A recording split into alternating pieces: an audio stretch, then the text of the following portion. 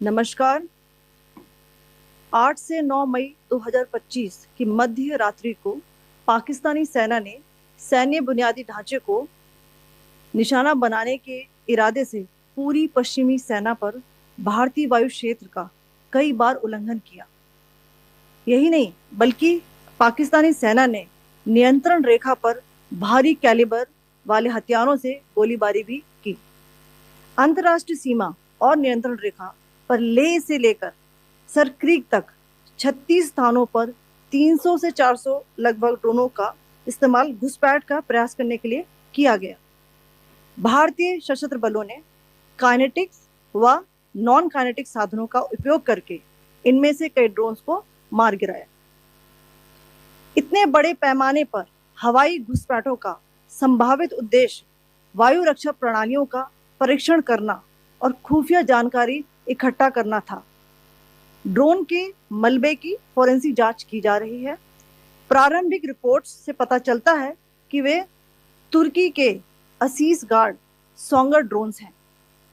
इसके उपरांत रात में पाकिस्तान के एक सशस्त्र यूएवी ने भटिंडा सैन्य स्टेशन को निशाना बनाने की कोशिश भी की, जिसे पकड़ा गया और उसे निष्क्रिय कर दिया गया।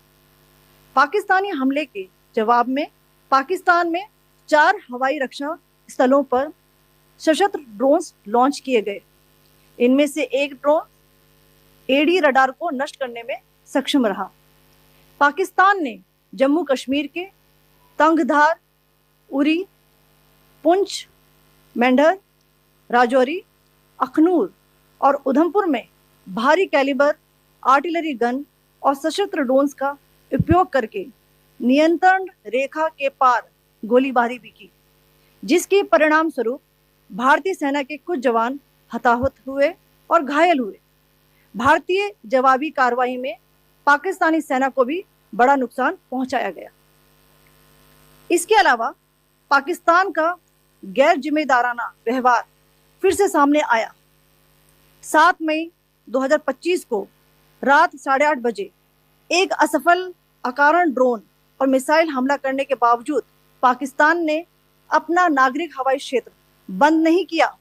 पाकिस्तान अपने नागरिक विमानों को ढाल के रूप में इस्तेमाल कर रहा है, जबकि उसे अच्छी तरह से पता है कि भारत पर उसके हमले से हवाई रक्षा की तीव्र प्रतिक्रिया होगी।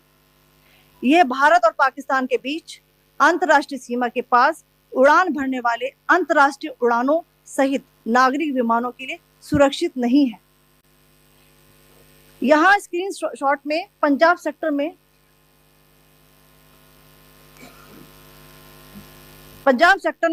हाई एयर डिफेंस अलर्ट स्थिति के दौरान एप्लीकेशन फ्लाइट रडार 24 का डेटा दिखाया गया है। जैसा कि आप देख रहे हैं यहाँ पर भारतीय पक्ष का हवाई क्षेत्र घोषित बंद के कारण नागरिक हवाई यातायात से पूरी तरह से रहित है। कराची और लाहौर के बीच के हवाई अड्डे मार्ग पर नागरिक एयरलाइंस उड़ान भर रही है। हाई अलर्ट किया गया है विमान फ्लाइनेस एविएशन का एयरबस 320, जैसा कि आप यहां देख रहे हैं,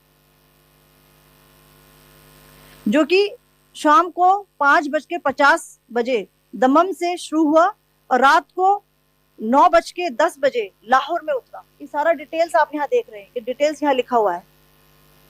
कैन यू सी दिस?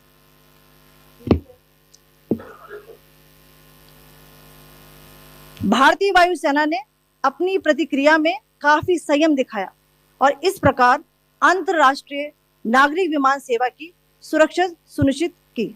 धन्यवाद। जय हिंद।